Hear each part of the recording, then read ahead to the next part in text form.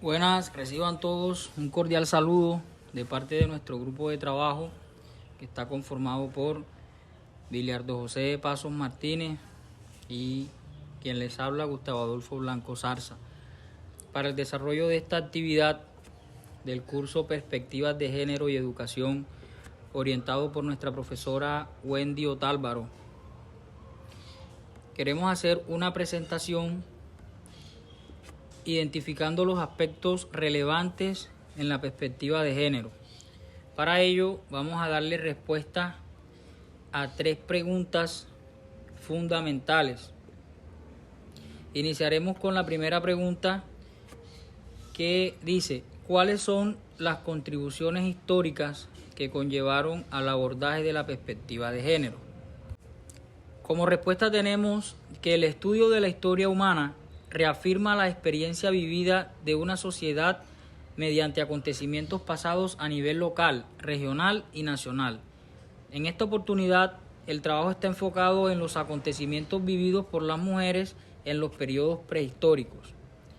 Para algunos investigadores y pensadores, como Engel y Marx en 1846, Fontella 2008, Martínez 2003, Sánchez 2007, Soler 2006, en tiempos prehistóricos a las mujeres se les vinculó con el espacio del hábitat, consideradas como acompañantes y objetos sexuales, cuyo papel principal era la reproducción. El estatus que se ofrecía a los hombres no era el mismo que a las mujeres. A ellos se les otorgaba el derecho de mandar, basándose en una supuesta superioridad biológica y social.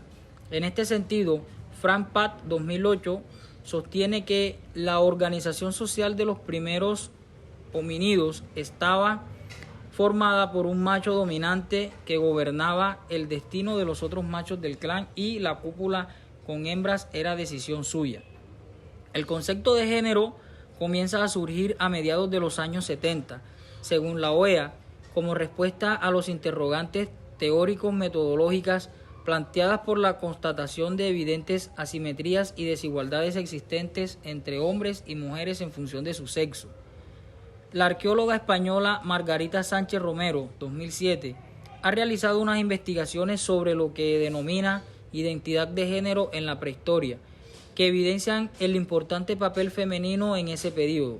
Para ella, las mujeres han estado históricamente vinculadas a las llamadas actividades de mantenimiento, aquellas relacionadas con la preparación del alimento, raspar la piel de animales, elaborar prendas de vestir, la preservación de adecuadas condiciones de higiene y salud, el cuidado de fuego, además del cuidado del resto de los miembros del grupo y de la asociación de los individuos infantiles. Desde tiempos antiguos, muchas sociedades implantaron una dominación física, sexual y social que certificaba el control de la mujer por parte de los hombres. Se empieza a interponer un principio dogmativo que suponía la debilidad física e intrínseca de las mujeres y del correspondiente papel protector y proveedor de los hombres, quienes poseen el atributo natural del poder, la fuerza y la agresividad. Dicho esto por Pintos 2007. A continuación haremos un recorrido por las diferentes épocas para exponer los principales hechos relevantes, aportes que sucedieron en cada una de estas épocas.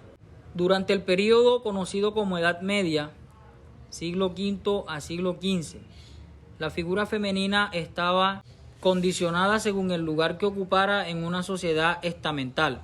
Según Mónica von Zell 2007, las mujeres contribuyeron significativamente a la economía medieval, aunque muchas fueron ignoradas, ya que ni la literatura religiosa ni la romántica ofrecen informaciones precisas sobre las actividades de las mujeres en esta época. Algunas cartas, testamentos, documentos comerciales y legales, informaciones en conventos y censos registran manuscritos que completan el concepto del mundo de las mujeres medievales y sus roles de género. La Iglesia jugó un papel clave mediante la construcción de 2 figuras fuertes para identificar a las mujeres: Eva, creada a partir de la costilla de Adán, quien provocara la expulsión de ambos del paraíso, y María, quien representa la virginidad, la castidad y la abnegación como esposa y madre. Se concibe entonces un conjunto de características propias de las mujeres: casta, prudente, trabajadora, honrada, callada, obediente, hermosa y sorprendentemente culta. En la Edad Media, solo la mujer noble podía gozar de ciertos privilegios. Se encargaba del cuidado y la educación de los hijos e hijas, de la organización de los empleados, de la casa y de la economía. Ocupaban un lugar importante durante la ausencia del esposo, común en épocas de guerras y cruzadas. Frecuentemente eran utilizadas como moneda de cambio de las uniones matrimoniales que servían para sellar pactos estratégicos o políticos. Llegando a la Edad Moderna, siglo XV al siglo XVIII, el humanista Juan Luis Vives, 1492-1540, uno de los pedagogos más importantes del siglo XVI, publicó en 1523 y 1528 dos textos: La formación de la mujer cristiana y Los deberes del marido. En el primero describió una doctrina de la educación femenina dirigida a doncellas, mujeres casadas y viudas. Estableció ideas, preceptos, costumbres y normas que, según él, toda mujer cristiana desde el momento del nacimiento debía seguir. Beltrán, 1994. Este se considera el primer tratado sistemático sobre la condición femenina. Despertó un inusitado interés por el tema e incluyó fuertemente en el ejercicio de los educadores de la época, marcando pautas notables y significativas en muchos escritores posteriores. Aunque progresista para su momento histórico, actualmente este texto resulta controversial por discriminatorio. Que las mujeres debían aprender y ser educadas era una cuestión criticada entonces, pero el autor pensaba que a través de la educación ellas podrían adquirir buenas costumbres y vivir de manera decente, si encontraban un buen esposo. Por otro lado, en Los deberes del marido, Vives indica las normas fundamentales de convivencia en el matrimonio, detallada algunas prácticas, ideas, pensamientos que todo hombre debe tener en su vida cotidiana. Además, sostiene algunas ideas de la superioridad masculina en aspectos físicos, de inteligencia y educación. En el periodo de la Ilustración aparecen las propuestas del dirigente político francés Jean-Antoine Condorcet, 1743-1794. Elaboró un programa de instrucción pública para diseñar el sistema educativo francés. En el mismo se ofrecía a ambos sexos la posibilidad de acceder a la educación. De igual forma, propuso una solución para proporcionar a las mujeres el derecho al voto y a la ciudadanía. Después de los acontecimientos de la Revolución Francesa en 1789, este político manifestó que la Declaración de los Derechos del Hombre y del Ciudadano promovía contradicciones evidentes, las cuales describió como desigualdad. Según él, la revolución había traído consigo la idea universal de la igualdad natural y política de los hombres y negaba el acceso de las mujeres a los derechos políticos y civiles, lo que en realidad significaba negar su libertad y su igualdad respecto al resto de los individuos. Llegando a la edad contemporánea, desde finales del siglo XVIII hasta el presente, la escritora francesa Olympia de Gouges, 1745-1793, es considerada también una de las precursoras del feminismo. En su documento reconoce y declara los derechos de las mujeres y es considerado uno de los discursos más brillantes y radicales en favor de las reivindicaciones femeninas. Gouges reclamó un trato igualitario de la mujer con respecto al hombre en todos los aspectos de la vida, públicos y privados. Entre estos, el derecho al voto, a ejercer cargos en el gobierno, a hablar en público sobre asuntos políticos, a la propiedad privada, a la participación en el ejército, a tener igualdad de poder en la familia y en la iglesia, así como a la educación. El sistema político que triunfó en muchas sociedades del mundo durante el siglo XVIII fue el constitucionalismo burgués. Este sistema fue apareciendo después del periodo ilustrado y tenía dentro de sus premisas la exclusión de las mujeres del ámbito público bajo el argumento de supuestas actitudes y carencias naturales, es decir, continuaban las ideas que sostenían que la mujer carecía de los atributos masculinos identificados con la racionalidad, inteligencia, capacidad de juicio y la competitividad. Knox, 2004. Continuamos con la segunda pregunta. ¿Cuál es la relación de la historia de las mujeres, los derechos humanos con construcción y perspectiva de género? En relación con la historia de las mujeres, tienen aspectos específicos y generales de la ciencia histórica. En el siglo XXI ya no es posible escribir historia que no incluyan referencias de la existencia de las mujeres como agentes de cambio histórico y como objeto de consideraciones políticas. En la búsqueda nos encontramos con interpretaciones que apuntan a su invisualidad. Esco en 1992. Es importante atender cómo las diferencias sexuales afectan la política y las escrituras de la ciencia en cuestiones. Conceptualizar y escribir historia de las mujeres no termina con el problema de invisualidad, sino que marca un inicio para la mayor reflexión teórica y metodológica. Cuando hablamos de historia de las mujeres y no historia de la mujer, pues no tiene existencia histórica concreta. A través del tiempo las mujeres han vivido de manera plural en las diversas circunstancias.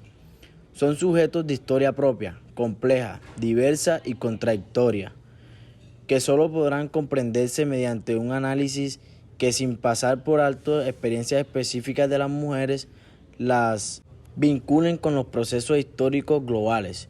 Un conocimiento histórico centrado en las mujeres existe el planteamiento metodológico en constante renovación, pero sin rupturas tajantes con las variables tradicionales de las disciplinas históricas. Se trata más bien de un proceso innovador.